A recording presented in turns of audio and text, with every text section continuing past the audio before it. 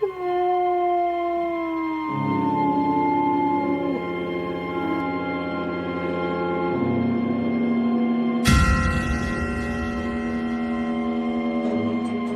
ये क्या? ये तो एक जहरीला सर्प है और ये तो राजकुमार की तरफ ही बढ़ रहा है। कहीं इसने राजकुमार को नुकसान पहुंचा दिया तो ठीक नहीं होगा।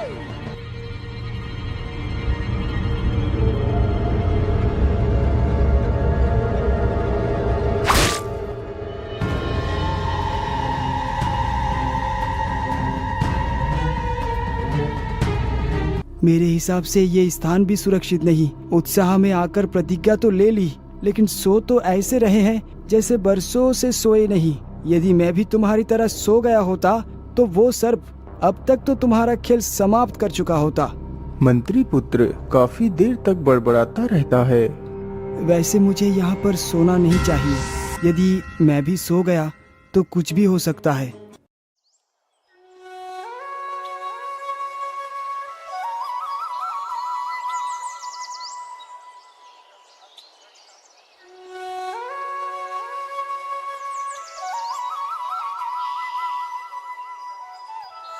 वाह मित्र वाह, आज की रात तो कितनी अच्छी कटी।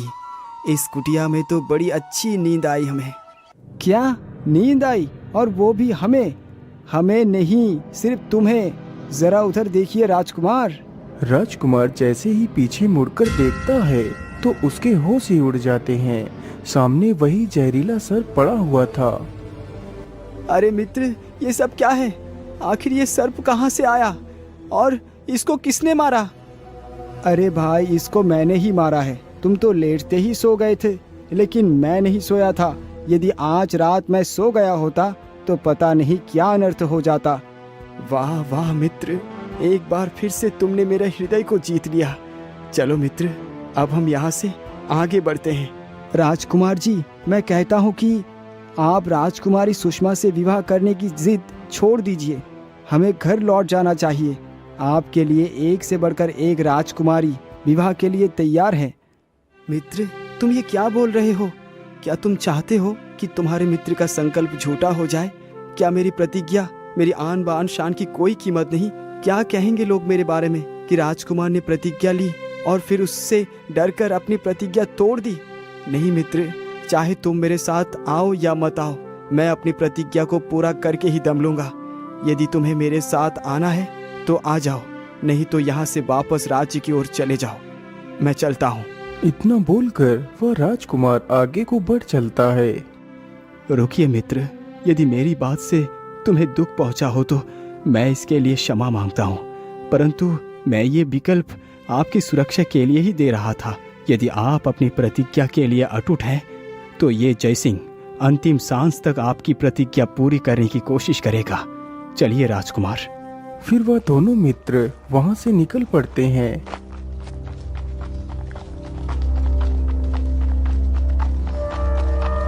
वह दोनों चलते चलते काफी दूर निकल जाते हैं। तभी उन्हें दूर एक नगर दिखाई पड़ता है।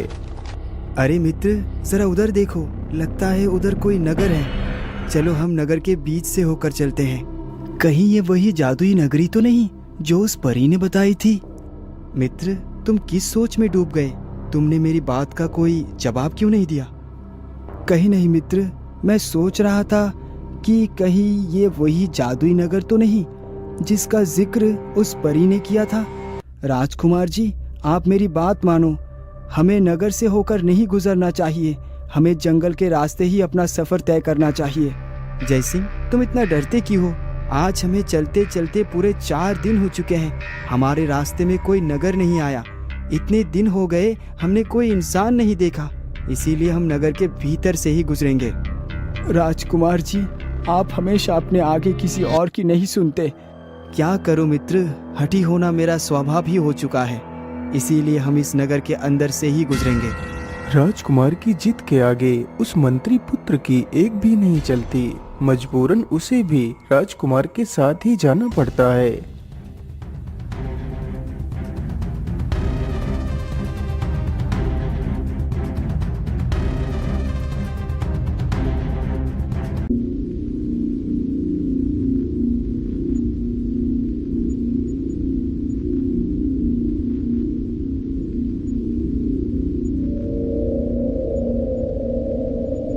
दोनों चलते चलते उसी नगर से होकर गुजरते हैं।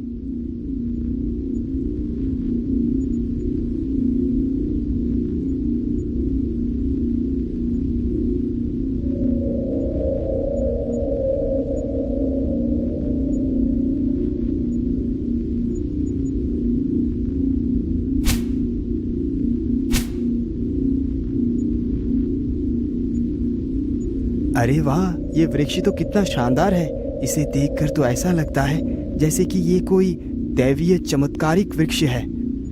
हाँ भाई, लगता तो ऐसा ही है, लेकिन हमें यहाँ पर ज्यादा देर तक नहीं रुकना चाहिए। हमें जल्दी ही इस नगर को पार कर निकल जाना चाहिए, क्योंकि ये नगर एक काले जादू का अड्डा है।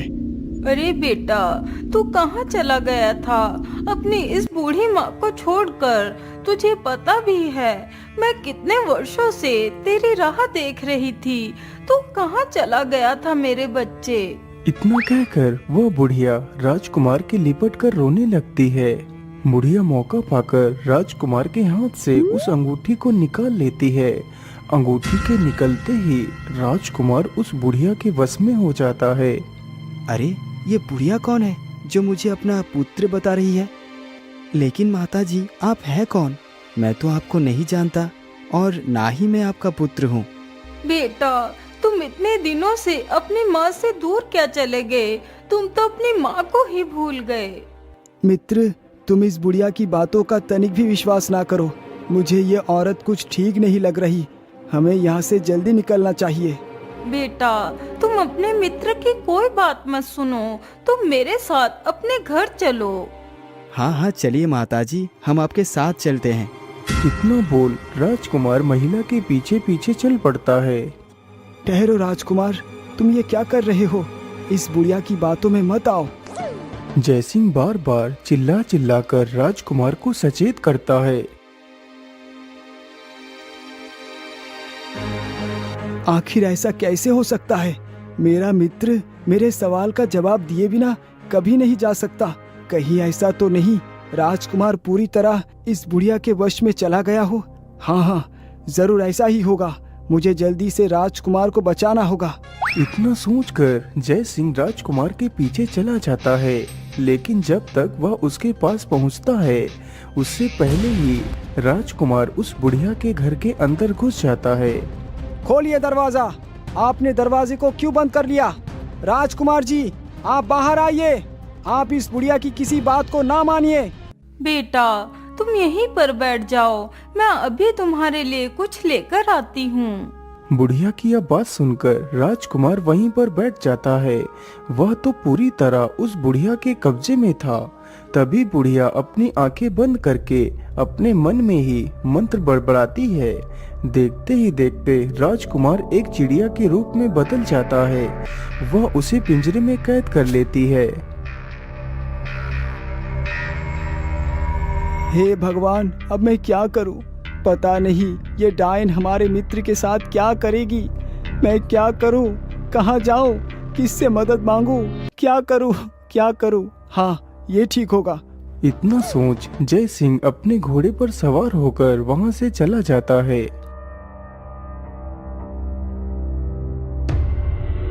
राजकुमार जी, अब मैं तुम्हारी आत्मा की शक्ति को हराकर और भी शक्तिशाली बन जाऊंगी। उसके लिए मुझे बस कल की रात तक का इंतजार करना पड़ेगा, लेकिन तब तक के लिए मैं उस नौकर की जुबान को हमेशा के लिए बंद कर देती हूँ। इतना बोलकर वह बुढ़िया जैसे ही घर के बाहर जाकर देखती है तो वहाँ पर कोई भी मौजूद नहीं था। अरे, इतनी जल्दी वह युवक कहाँ चला गया? वह तो यहीं पर था। मुझे लगता है उसे भी कोई उठाकर ले गया होगा। इतना बोलकर बुढ़िया फिर से अपने घर के अंदर चली जाती है।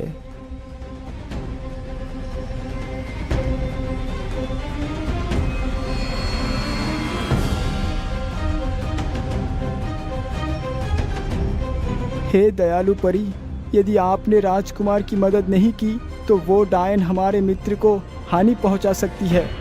जय सिंह, तुम ज्यादा परेशान ना हो।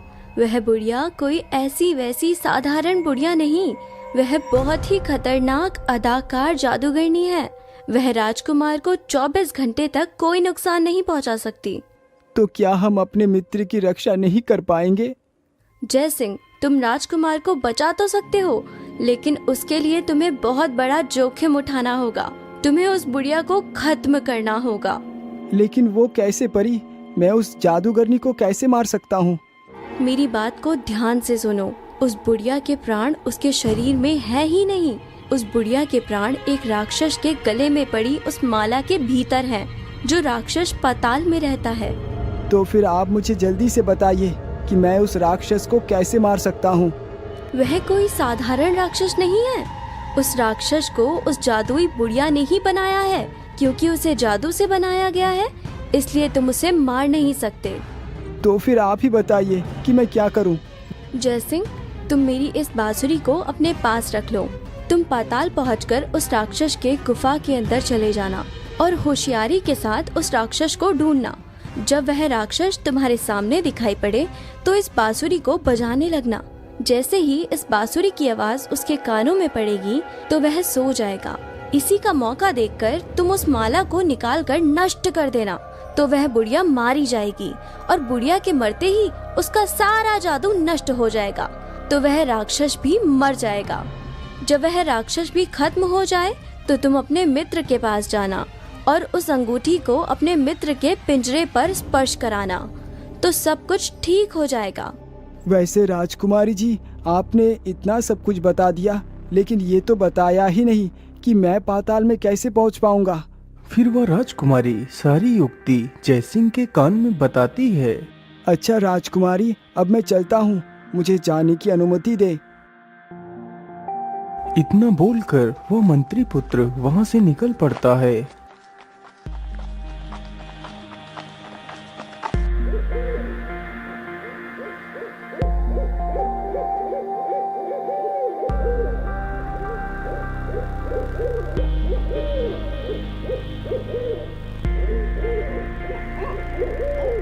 उसे चलते चलते रात से सुबह हो जाती है। हे भगवान, मुझे चलते चलते तो रात से सुबह हो गई। मैं इतना ज्यादा थक चुका हूँ, लेकिन मुझे वो गाय तो कहीं भी नजर नहीं आई है।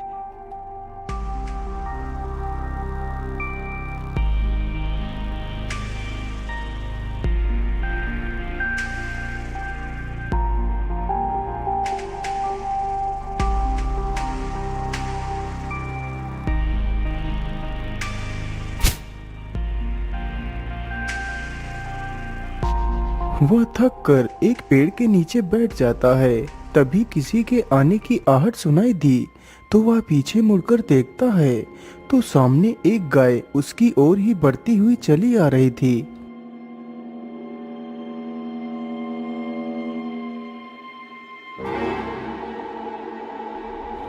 अरे ये क्या, कहीं ये वही गाय तो नहीं जिसका जिक्र राजकुमारी ने किया था?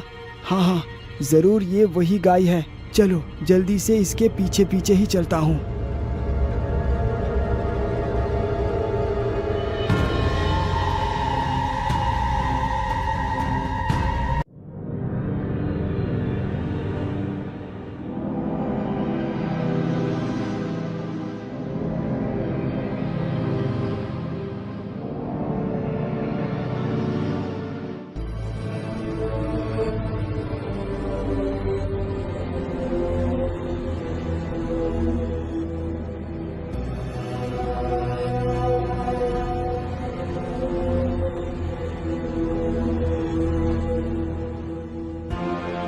गाय कुछ दूर चलने के पश्चात ही एक बड़े से पत्थर के पास जाकर रुक जाती है और अपने सींगों से उस पत्थर पर 2 बार प्रहार करती है।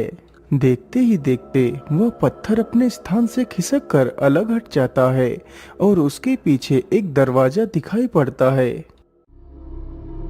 जयसिंह दरवाजा देखते ही उस गाय की पूंछ को पकड़ लेता है। वह गाय तुरंत ही दरवाजे की तरफ बढ़ती है और दोनों ही अंदर चले जाते हैं।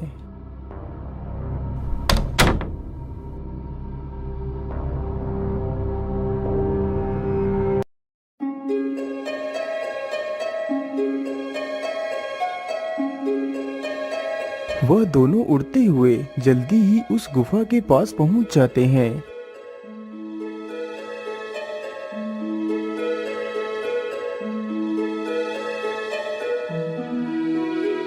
अरे बाप रे बाप, ये गुफा देखने में तो कितनी डरावनी लग रही है।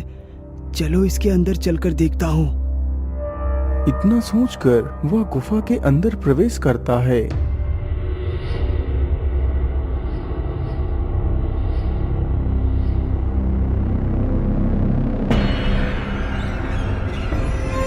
छी छी छी, इस गुफा में से तो कितनी ज्यादा दुर्गंध आ रही है। यदि दुर्गंध इतनी तीव्र है तो जरूर वो राक्षस मेरे आसपास ही होगा। ये सारी बातें सोचते हुए जयसिंह आगे बढ़ता हुआ चल रहा था।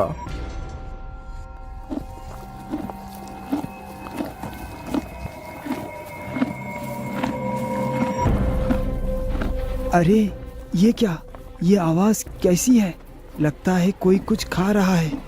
हो ना हो जरूर ये आवाज उस राक्षस के खाने की आवाज है।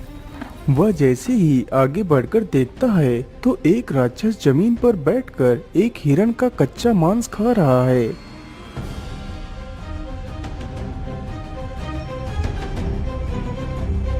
अरे वाह वाह, आज तो इतना अच्छा शिकार खिलाकर उस जादूगरनी ने मेरे हृदय को प्रसन्नता से भर दिया है।